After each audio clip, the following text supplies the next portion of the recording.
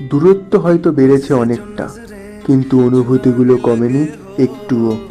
এখনো রোজ সকালে আমি তোর মেসেজের অপেক্ষায়। এখনো তোর লাস্ট সিন দেখে রাতে আমার ঘুম হয়। কি করি বল, মন তো বড়ই বেহায়া। গভীর অমাবস্যাতেও সে খুঁজে ফেরে তোর ছায়া।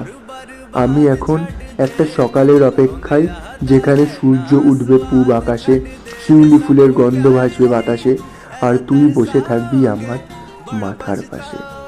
দোষটা তো তোর নয়, দোষটা আমারও নয়, দোষটা কঠিন পরিস্থিতির। আমাদের আলাদা করতে করতে কখন নিজেই আলাদা হয়ে গেছে আমাদের থেকে।